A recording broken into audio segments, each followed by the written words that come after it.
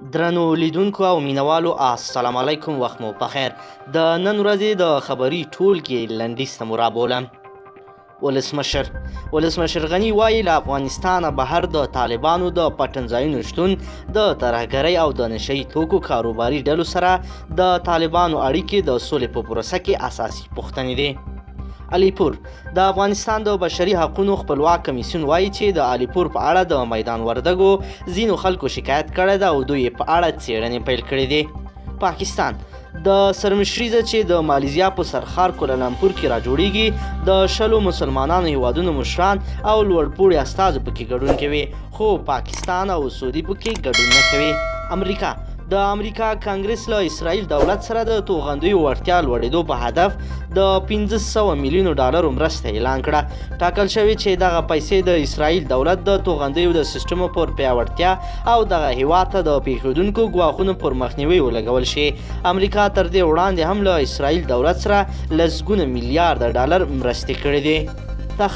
تخار کې دولتي ځواکونو هغه سړک نړولی چې څه وخت مخکې طالبانو د کندوز له دشت ارچي څخه د تخار تر بورک ولسوالۍ پورې رغولی و. د تخار ولایت ځایي خبریال عرفان بزرګوار وایي چې دغه لاره څه موده وړاندې طالبانو رغولې وه او ولسي خلکو یې بغیر له مزدوري اخیستلو د سړک جوړولو کې مرسته کړې وه.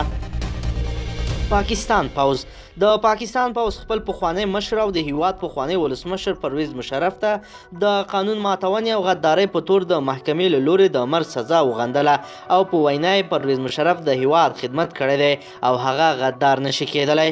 زلمی خلیلزاد افغان چارواکي وایي د افغانستان د سولې لپاره د امریکا ځانګړی استازی زلمی خلیلزاد له افغان چارواکو سره د اوربند د ټینګښت پر څرنګوالي خبرې کړې دي.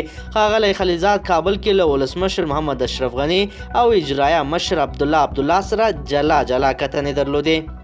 کډوالو چارو وزیر سید حسین عالمي بلخي نن په کابل کې د کډوالو د نړیوالې ورځې په مناسبت جوړې شوې غونډې ته د خبر په مهال ویل له ټولو هیوادونو نه 4,09,000 افغان کډوال بیرته هیواد ته راستانه شوي دي چې 4,02,000 له ګاونډیو هیوادونو پاکستان، ایران او پاتې نورې له نورو هیوادونو څخه راستانه شوي دي.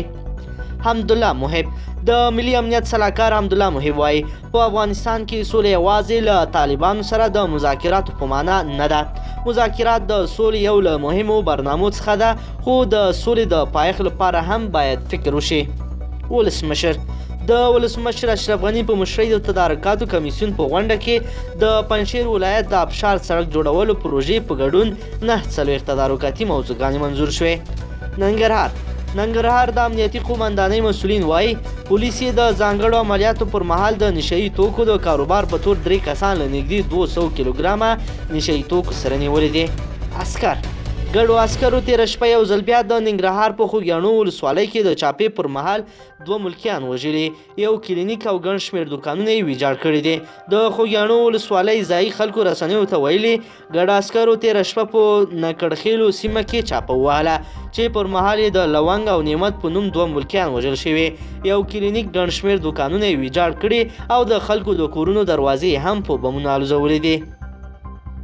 د برما مسلمانان د برما د سمندري پوځ چارواکي ویلي چې د دې هیواد په جنوبي سواحل کې چې یوې بیړۍ 103 روهنګیایي مسلمانان نیولي دي. دغه خبر په داسې حال کې خپریږي چې په دې وروستیو کې د برما په اړه خپاره شوي راپورونو کې ویل شوي چې روهنګیایي مسلمانان په برما کې د قانوني تعقیب له ویرې له دې هیواد نه په ډلهییزه توګه تښتي.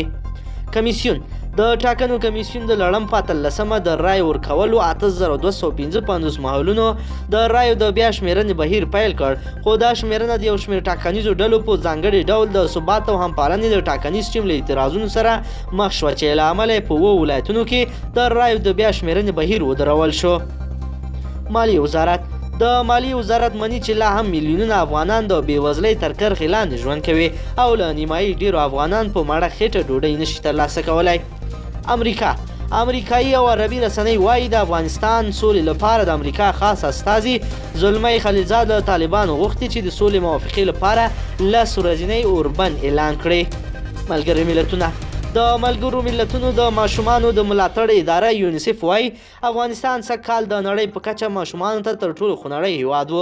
د دغې ادارې یو راپور چې نن خپور شو ښایي د 2019 کال په لومړیو 9 میاشتو کې هره ورځ د منځني ډول 9 افغان ماشومان وژلي دي او یا ټپیان شوي دي.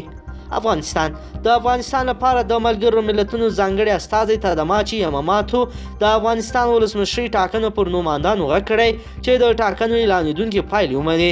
نوموړي د امنیت شورا غونډې ته وویل سوله راتلونکې ده، حکومت ته تر هر څه مهمه ده. درنو لیدونکو که چیرې غواړئ چې ورته تازه مهم او لنډو پیښو څخه ځان په لنډو کې خبر کړئ زموږ چینل سره ضرور سبسکرایب کړئ او ویډیو لایک کړئ.